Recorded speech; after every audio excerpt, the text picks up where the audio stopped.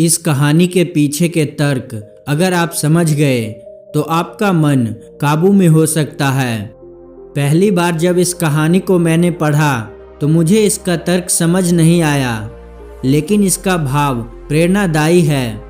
आप इसे एक बार पूरा जरूर सुने। गारंटी है कि आपका मन आपके बस में रहेगा।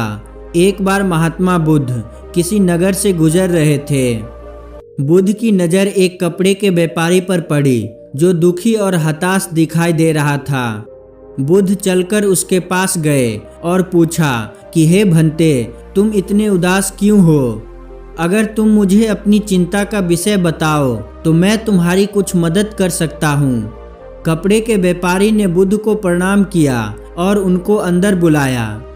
उस व्यापारी ने कहा कि जब से मेरी पत्नी की मृत्यु हुई है तब से मेरे घर पर मेरे छोटे बेटे की देखभाल करने वाला कोई नहीं है, इसीलिए मैं हमेशा इसको अपनी दुकान पर लेकर आ जाता हूँ। लेकिन मेरी दुकान पर आने वाले हर ग्राहक की पगड़ी को उछाल कर फेंक देता है, कभी कभी उनका झोला उठाकर बाहर फेंक देता है। मैंने इसको बहुत समझाया, डांटा, लेकिन यह नहीं समझा। इसकी इस हरकतों की वजह से मेरे सारे ग्राहक खुद को अपमानित मानकर वापस चले जाते हैं। बुद्ध बोले, मैं तुम्हारी सहायता कर सकता हूँ, पर तुम मुझे वचन दो कि मैं जो भी करूँगा तुम उसमें दखल अंदाजी नहीं करोगे, ना ही कोई प्रश्न करोगे। व्यापारी बुद्ध को वचन देता है। अगले दिन बुद्ध एक पगड़ी पहनकर आए और एक ग्राहक की भांति आकर बैठ गए। व्यापारी का बेटा आया और बुद्ध की पगड़ी को उछाल दिया। महात्मा बुद्ध मुस्कुराए और कहा, बहुत अच्छा, जाओ उस पगड़ी को वापस लेकर आओ। वह बच्चा दौड़कर गया और पगड़ी लाकर बुद्ध को दे दी। अगले दिन बुद्ध एक कुल्हाड़ी और एक लकड़ी लेकर आए। उस लड़के ने फिर से उस पगड़ी को उछाल दी। बुद्ध ने उस लड़के को कुल्हाड़ी और लकड़ी दे दी और कहा, जाओ इस लकड़ी को काटो। व्यापारी को थोड़ा सा डर लग रहा था कि कहीं उसके लड़के को चोट ना आ जाए, लेकिन उसको अपना बचपन याद था।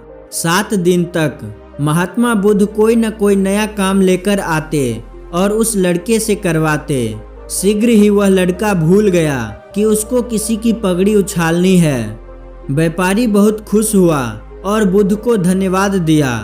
मुझे पता है कि इस कहानी का और मन को वश में करने का कोई विशेष संबंध नहीं है, लेकिन पहले आप इस तर्क को समझ लीजिए। अगर आप अपने मन को अपने हिसाब से काम नहीं करवाएंगे तो मन अपने हिसाब से काम करता रहेगा। मन वश में हो सकता है यदि मन को हम अपने अनुसार चलाएं। मन 2 तरीकों से काम करता है। पहला, मन अपने हिसाब से काम कर सकता है, या दूसरा, मन को हम अपने हिसाब से काम करवा सकते हैं। बुद्ध से मिलने से पहले उस लड़के का मन और दिमाग अपने हिसाब से अनियंत्रित रूप से काम कर रहा था, लेकिन बुद्ध ने उस लड़के को अपने अनुसार काम करवाया, जिससे उस लड़के की आदत ही बदल गई। यदि आपका भी मन अपने हिसाब से चलता है और आप उसे अपने हिसाब से चलाना चाहते हैं, लेकिन बार बार आपका मन आपको गलत कामों में उलझा देता है, तो आपको परेशान या निराश नहीं होना है। आप बस एक लंबी सांस ले और थोड़ी देर शांत बैठें।